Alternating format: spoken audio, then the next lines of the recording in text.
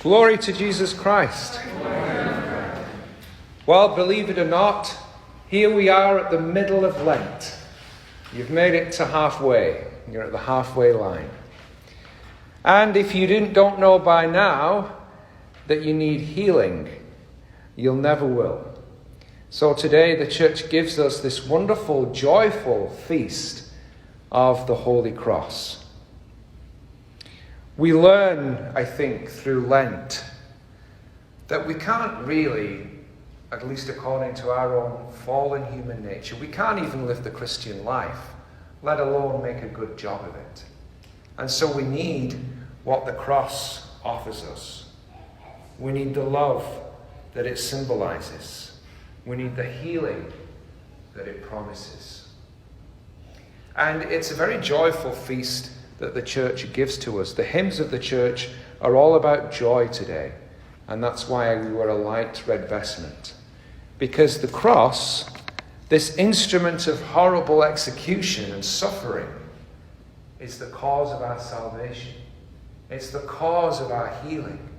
It's the cause of our joy.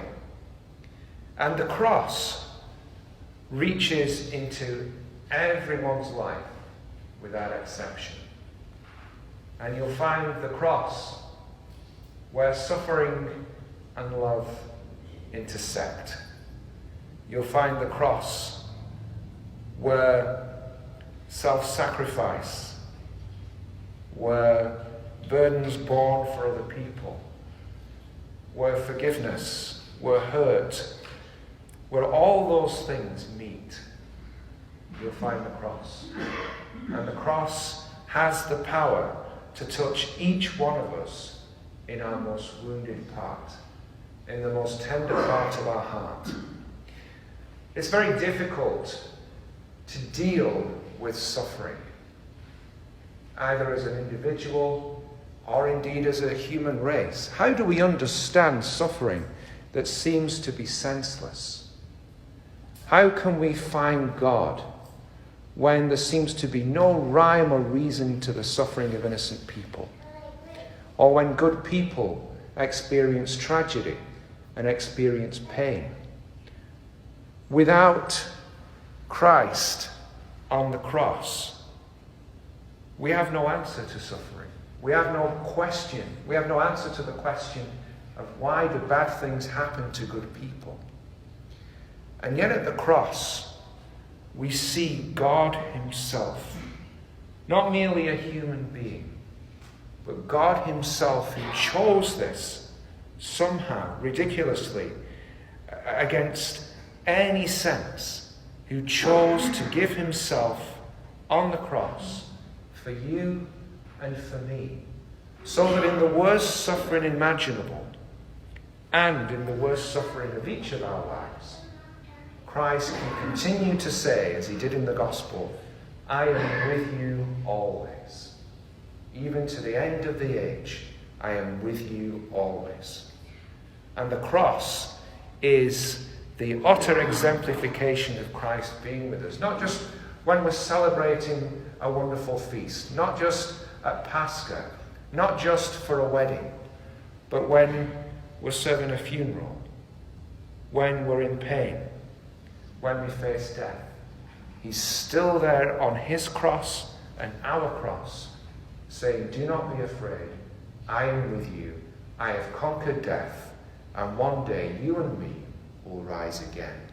That's the promise of the cross, and that's why the church hymns the cross with great joy. The prayers from Matins tell us, your cross, O Lord, is holy. It pours out healing upon those who are weakened in their sin.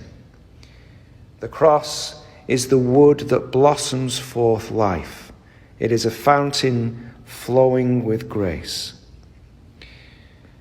In the Old Testament, when the people of Israel were bitten by poisonous serpents, Moses was instructed by God to make a bronze image of a serpent and mount it on a pole, so that whenever these serpents bit someone, they looked at this effigy that Moses had made and they were healed. And the cross as we venerate it in church today, it is the image that we hold up. It's the image by which we are healed. It's the promise that God has healing for you and God has healing for me, even in the most painful parts of our hearts and lives. That in those places we are never alone, but rather we have one who was borne all the suffering and sin and pain of the human race, who chose that freely, who went to his death voluntarily for you and for me, so that he could say, I am with you. And so let us look upon the cross as our source of healing. Let us look upon the cross, the fountain flowing with grace for each one of us. As the letter to the Hebrews tells us, let us come confidently, boldly to the throne of grace, that we may receive mercy and find grace to help in time of need. You can't be closer to Christ than when you are on the cross.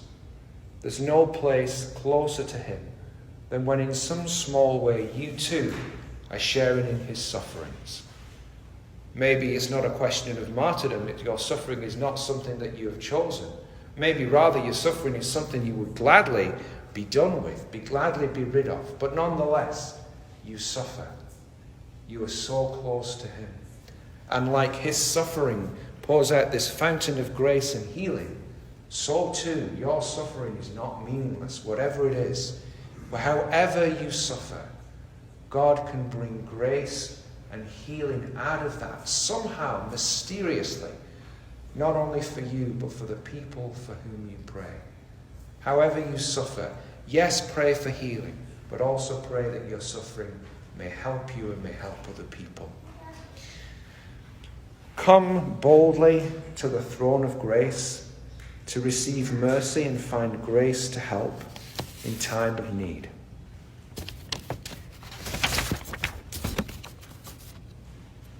We all have a cross, and Jesus calls us to bring it with us wherever he is leading us. Take up your cross daily, implies the Greek of the gospel. Take up the cross daily, not just once when you receive the cross in baptism, but take up the cross daily.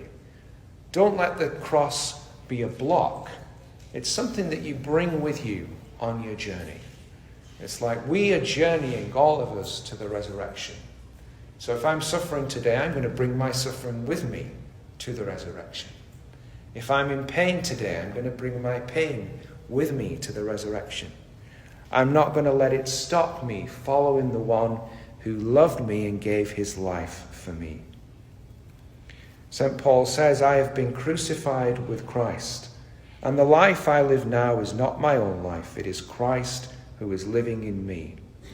And my life in the human body I still live, but now I live a life of faith in the Son of God who loved me and gave himself for me.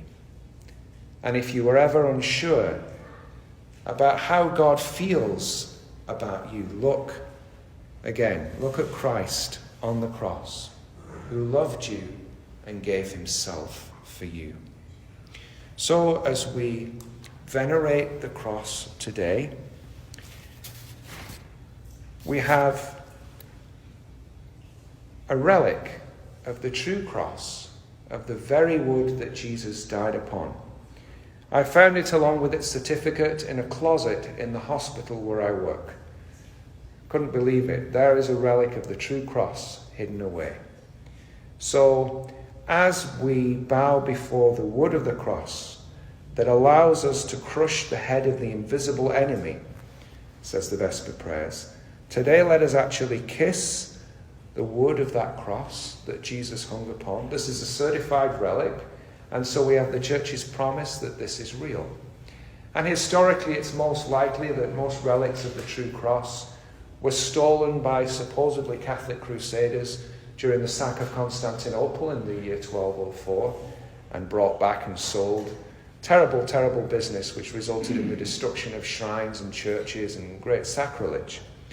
But God writes straight with crooked lines. And so today we have a relic of the cross of Christ, and I will bring it from the sanctuary now so that you can indeed come boldly to the throne of grace to find mercy and help in time of need. Amen.